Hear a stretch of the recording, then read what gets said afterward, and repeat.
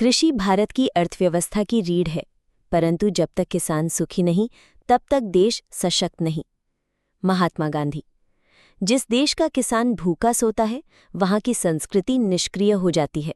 Doctor B R. Ambedkar. प्रस्तावना। करहाता किसान, राष्ट्रीय अस्मिता का संकट। भारत की आत्मा गांवों में बसती है और गांवों की धड़कन किसानों के हाथों में है। लेकिन आज ये धड़कन मंद पड़ती नजर आ रही है।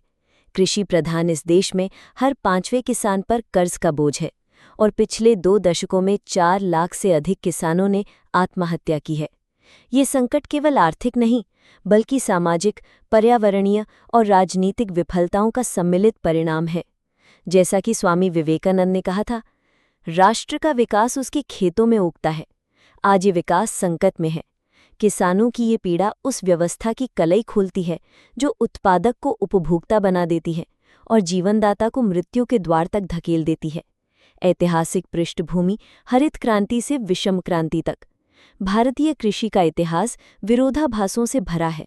1960 के दशक में हरित क्रांति ने देश को खाद्यान्न संकट से उबारा, लेकिन इसकी कीमत छोटे किसानों ने चुकाई। उच्च उपज वाली किस्मों के बीज, रासायनिक खाद और सिंचाई पर अत्यधिक निर्भरता ने कृषि को पूंजी गहन बना दिया। पंडित जवाहरलाल नेहरू के शब्दों में, इतिहास उन्हीं का साथ देता है जो भूमि और मानव की गरिमा को समझते हैं। परंतु हरित क्रांति ने भूमि की उर्वरता और किसान की गरिमा दोनों को नष्ट किया। 1991 के उदारीकरण के बाद बहुराष्ट्रीय कंपनियों के प्रवेश ने बीज और कीटनाशकों के बाजार को नियंत्रित कर दिया, जबकि सरकारी नीतियां न्यूनतम समर्थन मूल्य एमएसपी और ऋण माफी के चक्रव्यूह में उलझ कर रह गई। आज किसान के लिए खेती ना तो जीविका का साधन है, ना सम्मान का, बल्कि एक अभिशाप बन गई है। संकट के बहुआयामी कारण, मिट्टी से लेकर नीति तक। किसानों की पीड़ा के मूल में कोई एक कारण नहीं, बल्कि व्यवस्था का जटिल जाल है। सबसे पहले ऋण का चक्रव्यूह। 76% छोटे किसान साहूकारों या गैर बैंकिंग संस्थाओं से 25 से 50% ब्याज पर कर्ज लेते हैं। बैंकों तक पहुंच न होने के कारण वे इस जाल में फंस जाते हैं। दूसरा, जलवायु असंतुलन। 2015 से 2022 के बीच 60% जिलों में सूखे या बाढ़ ने फसलें बर्बाद कीं। मॉनसून की अनिश्चितता और भूजल स्तर का गिरना किसानों को प्रकृति के रहम पर छोड़ देता है। तीसरा, बाजार की विसंगतियां। एपीएमसी मंडियों में दलालों का वर्चस्व, एमएसपी का सीमित क्षेत्र और भंडारण सुविधाओं का अभाव किसानों को उचित मूल्य से वंचित करता है। अमर्त्य सेन के शब्दों में, गरीबी अभिशाप नहीं, बल्कि व्यवस्था की विफलता है। ये विफलता तब और भयावह हो जाती है जब कृषि बजट घटकर कुल बजट का 4% रह जाता है और 70% किसानों के पास 1 हेक्टेयर से कम जमीन है। आर्थिक और सामाजिक प्रभाव, मानवीय त्रासदी से राष्ट्रीय संकट तक। किसानों की पीड़ा का प्रभाव केवल खेतों तक ही सीमित नहीं है, बल्कि ये पूरे समाज और अर्थव्यवस्था को प्रभावित करता है। एनसीआरबी के आंकड़े बताते हैं कि 2022 में प्रतिदिन 35 किसानों ने आत्महत्या की। महाराष्ट्र, कर्नाटक और तेलंगाना जैसे राज्यों में ये संकट सबसे विकराल है। रवींद्रनाथ टैगोर ने कहा था, किसान की आत्महत्या केवल एक मौत नहीं, बल्कि समाज की हार है। ये हार तब और गहराती है जब युवा पीढ़ी खेती छोड़कर शहरों में मजदूरी करने को मजबूर होती है। इस पलायन से गांवों की सामाजिक संरचना टूट रही है और शहरी झुग्गियों में अमानवीय जीवन की समस्या बढ़ रही है। इसके अलावा खाद्य सुरक्षा पर भी मंडरा रहा है।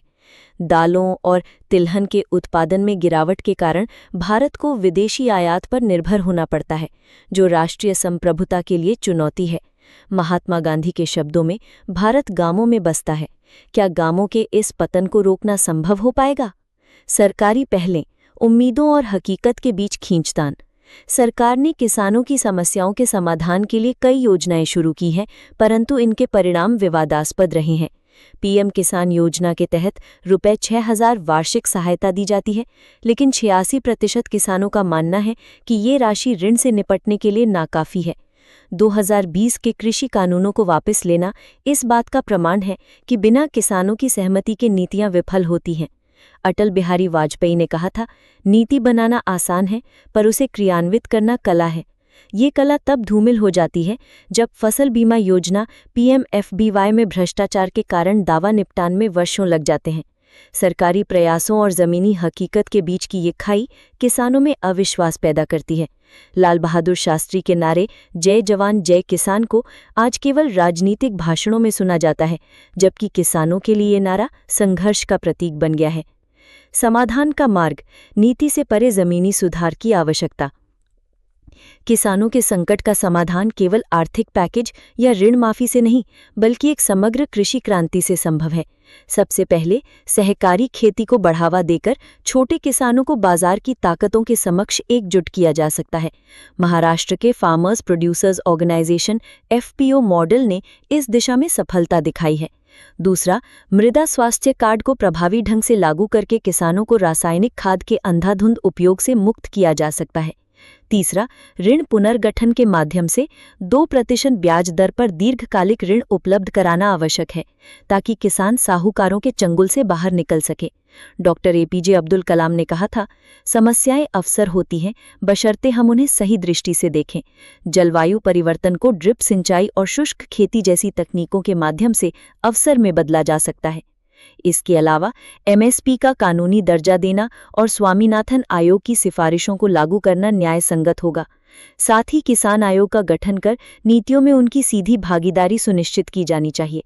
सरदार वल्लभ भाई पटेल के शब्दों में, किसान की मेहनत ही राष्ट्र की धरोहर है। इस धरोहर को सुरक्षित रखने के लिए तकनीकी शिक्षा, कोल्ड स्टोरेज और प्रोसेसिंग यूनिट्स जैसी अवसंरचना में निवेश करना होगा। निष्कर्ष, किसान जीवंत तो भारत समृद्ध। कराहते किसानों की पीड़ा भारत के लिए एक नैतिक चुनौती है। ये चुनौती केवल सरकार या नीतियों की नहीं, बल्कि हम सबकी सामूहिक जिम्मेदारी है। डॉक्टर BR अम्बेडकर ने कहा था, जब तक किसानों की आंखों में सपने नहीं होंगे, तब तक देश प्रगति नहीं कर सकता। इन सपनों को पुनर्जीवित करने के लिए कृषि को उद्यम के रूप में मान्यता देनी होगी। ग्रामीण शिक्षा और तकनीकी प्रशिक्षण के माध्यम से युवाओं को खेती से जोड़ना होगा। साथ ही किसानों को उपभोक्ता नहीं, बल्कि उत्पादक के रूप में सशक्त बनाना होगा। स्वामी विवेकानंद के आह्वान, उठो जागो और तब तक न रुको जब तक लक्ष्य प्राप्त न हो जाए, को आज किसानों के संदर्भ में पुनर्परिभाषित करने की आवश्यकता है। भारत के किसानों को उनके लक्ष्य तक पहुंचाना केवल नीति निर्माताओं का नहीं, बल्कि हर किसान का कर्तव्य है।